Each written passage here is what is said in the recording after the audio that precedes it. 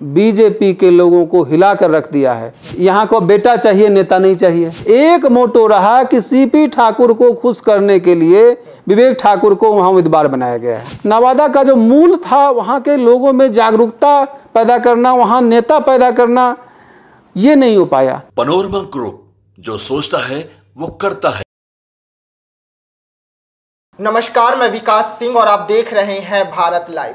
लोकसभा चुनाव की 4 सीटों की जो नामांकन की प्रक्रिया थी वो पूरी हो गई है और नामांकन भी हो गया है, लेकिन घमासान देखने को मिल रहा है। और आज हम बात करने जा रहे हैं नवादा सीट की। नवादा भूइंयारों की गढ़ मानी जाती है और नवादा सीट को लेकर बार बार कहा जाता है कि स्थानीय तौर पे यहाँ पे सांसद बने, लेकिन अभी तक कोई भी पार्टी जो है स्थानीय तौर पे वहां से उम्मीदवार नहीं तय कर पाए हैं। वहां पर सिर्फ 2 ही बार स्थानीय सांसद जो हैं वो बन पाए, लेकिन आखिरकार क्या वजह रहा कि वहां के जो स्थानीय सांसद चुनाव में खड़े होते हैं वो हार जाते हैं और कोई पार्टी वहां से स्थानीय सांसद नहीं दे पाती है। हम आज इस पर चर्चा करेंगे और बड़ी बहस नवादा सीट पे करेंगे। और चर्चा करने के लिए हमारे साथ इस वक्त खास मेहमान हमारे साथ उपस्थित है, लेकिन उससे पहले हम आपको बता दें कि इस बार नवादा सीट की जो लड़ाई है वो 3 लोगों में देखी जा रही है। भोजपुरी सिंगर एक तरफ गुंजन सिंह है, तो वहीं पर विवेक ठाकुर हैं जो राज्यसभा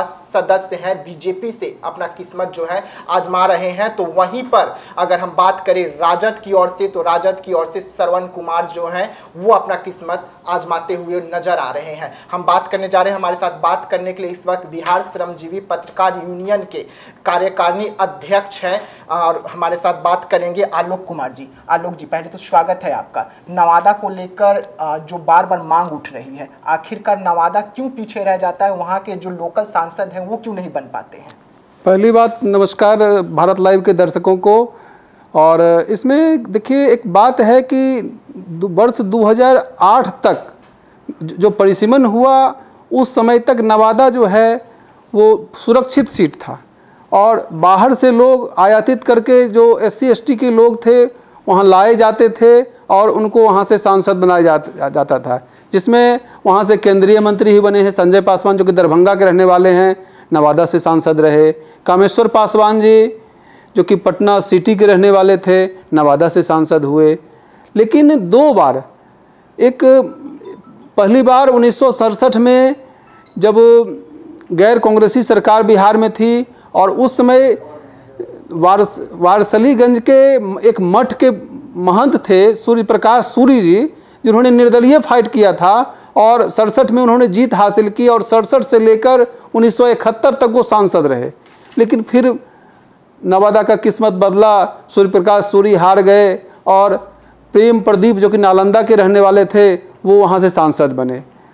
फिर बाहरी जीतते गए, मैंने कुल मिलाकर ये कहा जाए कि बाहरी लोगों के लिए और दूसरे ज़िले के लोगों के लिए नालंदा जो है, नवादा सीट जो है चारागाह बनता रहा।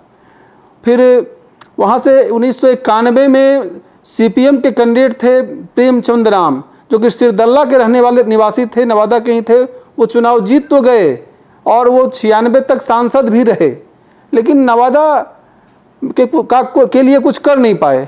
फिर भाजपा ने वहाँ से दरभंगा के रहने वाले संजय पासवान को टिकट दिया। परिसीमन में जब नवादा सीट जनरल हो गया, सामान्य वर्ग के लिए खुल गया और उस सीट में बरबीघा को जोड़ दिया गया शेखपुरा का, तो वो सीट भूमिहारों के लिए एक अच्छा समीकरण तय हो गया, गढ़ बन गया, पैठ हो गया भूमिहारों का। हाँ, और वहाँ से भाजपा ने बेगूसराय के रहने वाले बिहार सरकार में कैबिनेट मंत्री रहे भोला सिंह को वहाँ से प्रत्याशी बनाया। भोला सिंह वहाँ से चुनाव जीत गए, 5 साल तक रहे। फिर स्थानीय मुद्दा उठते रहा, लोग स्थानीय सांसद की मांग करते रहे, स्थानीय लोग खड़ा हुए, वहाँ से चुनाव हार गए। फिर जब 2014 में चुनाव की बारी आई, फिर भाजपा ने बाहरी को ही चुना। बरहिया से गिरिराज सिंह को ले जाके वहाँ सांसद बना दिया। गिरिराज सिंह नवादा के लिए कुछ कर पाए, चरखा तरखा श्री बाबू का जो ननिहाल था, खनमा वहाँ चरखा उरखा लगाए, लेकिन नवादा का जो मूल था, वहाँ के लोगों में जागरूकता पैदा करना, वहाँ नेता पैदा करना, ये नहीं हो पाया। वहाँ के अनिल सिंह हिसुआ के विधायक थे, वो लगातार नवादा से चुनाव लड़ने की मांग बीजेपी से करते रहे, लेकिन बीजेपी ने उन्हें मौका नहीं दिया। अच्छा, इस बार फिर से और 2019 के परिसीमन में चुनाव में क्या हुआ कि नवादा सीट लोजपा को के खाते में चली गई। लोजपा ने बाहुबली नेता सूरजभान सिंह के भाई चंदन सिंह को वहाँ से चुनाव लड़ा दिया और चंदन सिंह चुनाव वहाँ से जीत गए। चंदन सिंह वहाँ से सबसे कम काम करने वाले सांसद इसलिए रहे कि उनका मुंह का ऑपरेशन हो गया और उनके मुंह से आवाज़ ही नहीं निकल पा रहा था और वो नवादा की बीमार रहने के कारण नवादा का सुख दर्द दुख समझ नहीं पा रहे थे। उनका विरोध होते गया। इस बार के चुनाव में वहाँ से कई लोग, डॉक्टर सहजानंद जैसे समाज सेवी या वहाँ से अनिल सिंह हिसुआ विधायक, नीतू देवी भी जो कि हिसुआ की अभी विधायक हैं, वो मांग करती रही कि अगर भाजपा हमको टिकट देती है तो हम कांग्रेस छोड़ के भाजपा में शामिल हो जाएंगे।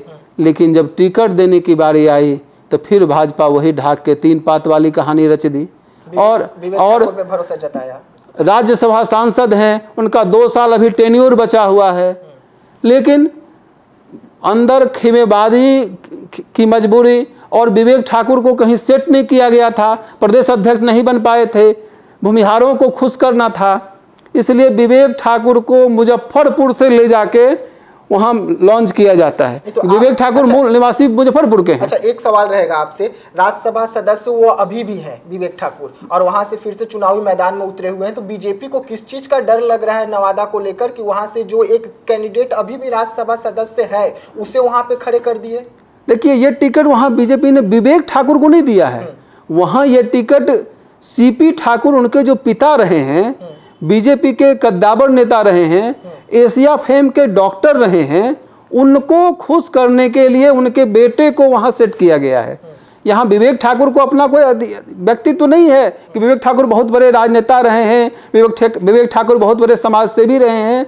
एक मोटो रहा कि सीपी ठाकुर को खुश करने के लिए विवेक ठाकुर को वहाँ उम्मीदवार बनाया गया है। अच्छा, श्रवण कुशवाहा का बात करें, राजद से हैं, राजद से अपना किस्मत जो है वहाँ आजमा रहे हैं, क्या लग रहा है बीजेपी को टक्कर दे पाएंगे? उधर गुंजन सिंह भी हैं, देखिए चुनावी मैदान में उतर गए। आरजेडी ने श्रवण कुशवाहा को टिकट देकर अपने माई समीकरण में कुशवाहा वोट को जोड़ने का प्रयास किया है, क्योंकि बीजेपी के प्रदेश अध्यक्ष कुशवाहा समाज से आते हैं, तो सम्राट चौधरी वहाँ वोट टर्नअप न करा लें, इसलिए श्रवण कुशवाहा के टिकट मिलने से लोग कह रहे थे विवेक ठाकुर की जीत हो गई, क्योंकि श्रवण कुशवाहा कमजोर कैंडिडेट हैं।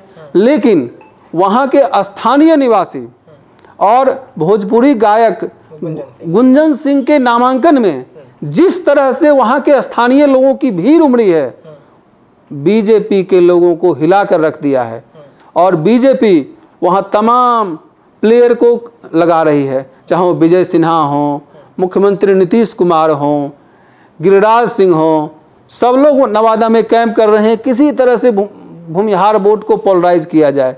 लेकिन आगे क्या होगा यह तो नवादा की जनता ही तय करेगी। लालू यादव जिस तरीके से श्रवण कुशवाहा एमआई समीकरण जो है वो साध रहे हैं, तो क्या सिद्ध कर पाएंगे? जो नए फार्मूला बनाए हैं उसमें कितना सटीक बैठ रहे हैं? दूसरी बात, राजद पे स्थानीय लोगों का ये भी आरोप है कि वहाँ के एक महासचिव थे जिन्होंने इस्तीफा भी दिया, विनोद यादव, और वो खुद मैदान में निर्दलीय फाइट कर रहे हैं, तो राजद पे टिकट बेचने का भी आरोप लग रहा है, क्योंकि श्रवण कुशवाहा किसी दल से नहीं, निर्दलीय पिछले चुनाव में लड़े थे और उसके कारण ही राजद प्रत्याशी को वहाँ जीत का अंतर बहुत कम हो गया था। तो इसलिए श्रवण कुशवाहा पे भीतरघात का भी आरोप लग रहा है और 2-2, 3-3 खेमा जो यादव का खेमा है वो राजद से खफा है और श्रवण कुशवाहा को हराने के लिए भी किला कस रहा है। नवादा सीट में फाइट किसके में देखने को मिलेगी? बीजेपी, गुंजन सिंह?